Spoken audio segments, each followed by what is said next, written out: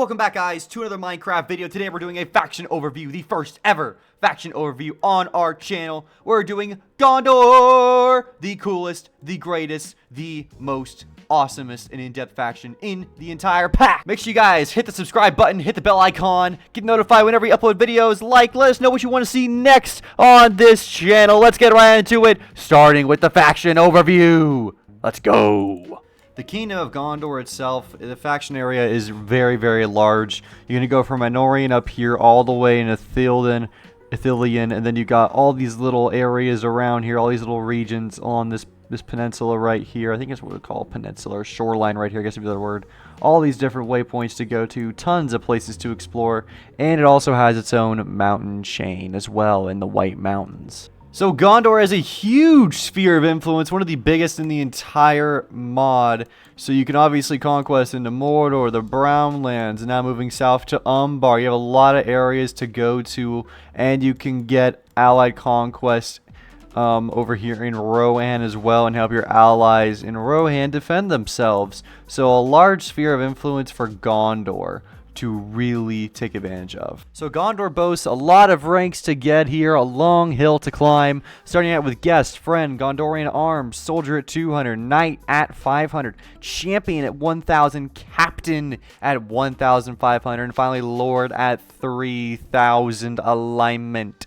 Not every faction has a rank for 3,000. A lot do, but some of them do not. So an example of one that doesn't would be right here, be Dale. The highest you can get up to them is 2,000. Same with Dol Guldur, and if we head into Rune as well, some factions do not have a 3,000. Not all factions have 3,000 alignment as well. For example, like here we go, we got the half trolls only go up to 2,000. Hearthram do get a 3,000 roll, same Morwaith, but some factions do only go up to 2,000 or 1,500. So in the Legacy version, the shields are non-functioning, but you can like select a shield to like equip as like a cosmetic item. So there you can see on my back is the Gondor shield. Gondor actually has several. Unfortunately, for some reason, my textures aren't loading in right for some reason. So you have a Dol Amroth shield. You have a shield of Lotr. You can kind of see it through there, like Shield of the Streams. That would be, I believe, for Lebanon. That one would be, yeah, for Lebanon. Shield of the Havens. This one is Pelagir's shield right here. And then you have the Shield of Blackroot Vale. Again, it's very similar. This one is actually very similar to the first one, just a little bit of different shape. Shield of the Hills. This would be Peneth Galen right here. And Shield of the Vales. This would be Lamedon right here. And then Shield of the Shadows, that's Mordor. So, yeah, so Gondor boasts a very, very wide variety of shields to choose from. So, in addition to being one of the coolest factions of the game, it is also one of the most well-developed factions in the game, boasting a huge number of sub-factions. Let's take them one at a time. Starting off with base Gondor, you're going to have, so this is going over weapons and armor specifically. This was maybe a couple other supporting items. So, Gondor will naturally have their own entire block palette. You have tons of weapons and items to choose from, tons of blocks here, and insane a good amount of weapons to choose from as well. So, including its own version of a pike, spear, and lance. That's all in the standard Gondor build, as well as its own bow, warhammer, sword, and dagger. And this is the standard Gondor armor. There are two special kind of different items for armor. You can use the Wing Gondorian helmet and then the Gondor Gambison. So it's kind of like a worse chestplate. It's mostly for this one right here, this Gambison, is mostly for cosmetic purposes.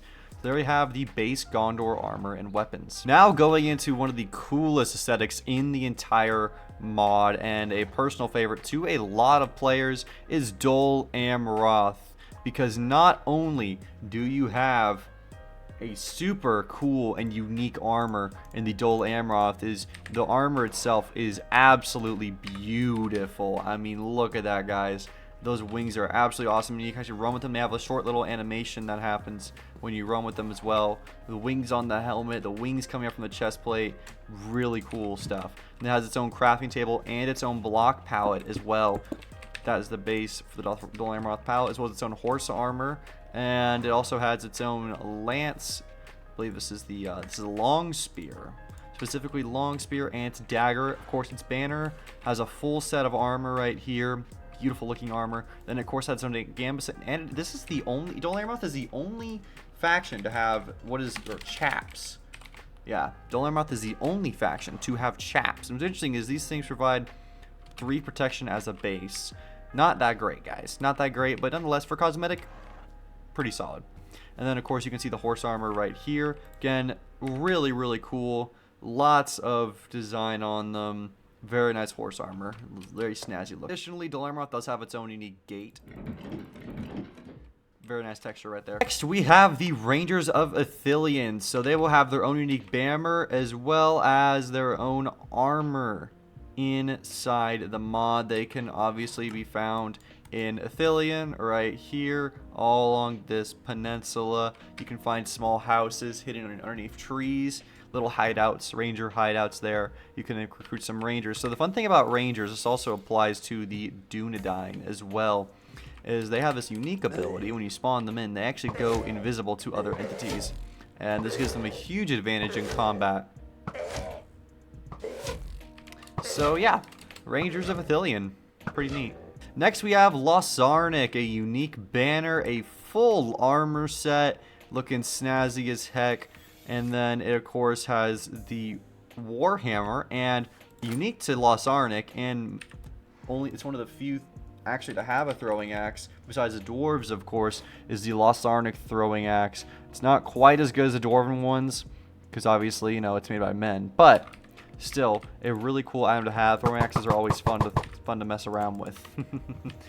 And of course the banner looks absolutely beautiful. You can find them up in here, Lotr, and also in this little vale right here. Next up is Lebanon. So Lebanon is actually a huge area of Gondor. I was very surprised to find they did not have a lot. They of course had their own structures like towns, villages, etc., but it's all along here is Lebanon. They only have a gambeson and a banner. That's it. This is one of the more underdeveloped sub-factions of Gondor. So next up we got Pelargir.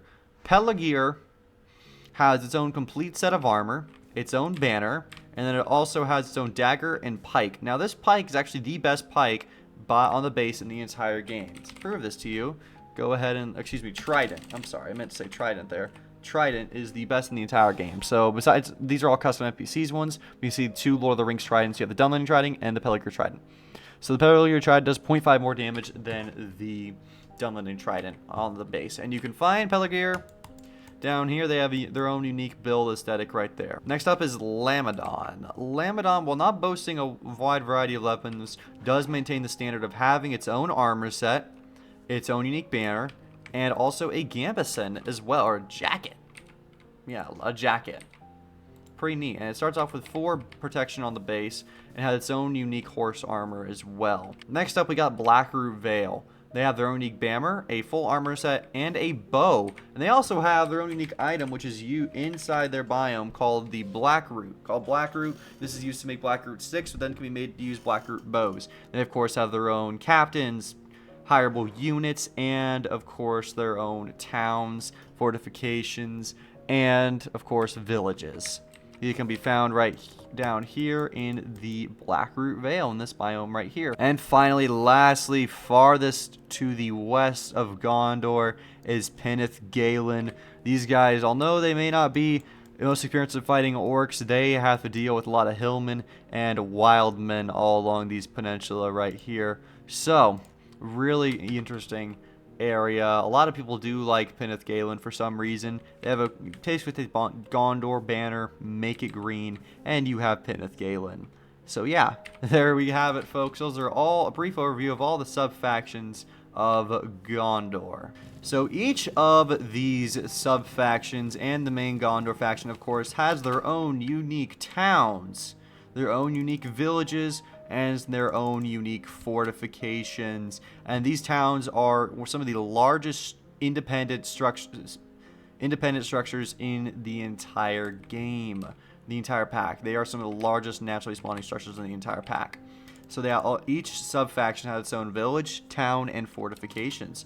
So these are the standard Gondor village, town, and fortifications. And then moving on to here, you can see behind it, you have the Dol Amroth variant using that Dol Amroth block we talked about earlier. So you can see the Swan Knights right there looking absolutely beautiful. And you can see they have a little bit of a different centerpiece, while this Gondor has a little, just kind of a square essentially. This has a very, very unique shape to it with these little kind of archways they got going on, and it has like a stable incorporated into it, and there you can find the commander, this beautiful little stained glass window, and then on the ceiling you even have some stained clay. Again, really unique build, a lot of effort to put into this to make this work. Really nice to see.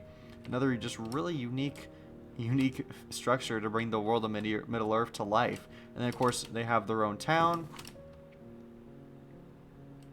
right here. So really, really cool looking town as well for Dol Amroth. They take advantage of those blue clay tiling stairs for their roofs.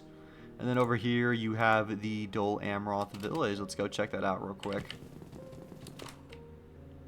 So really, it looks almost exactly the same as the Gondorian village from afar, but you'll notice that they have the Dol Amroth brick, and then of course you have a couple of houses a little more developed. They have stone in them, and they have, you make interesting use of this birch wood with the Dol Amroth brick, and just all around really cool structures. Nice to see. Another variation.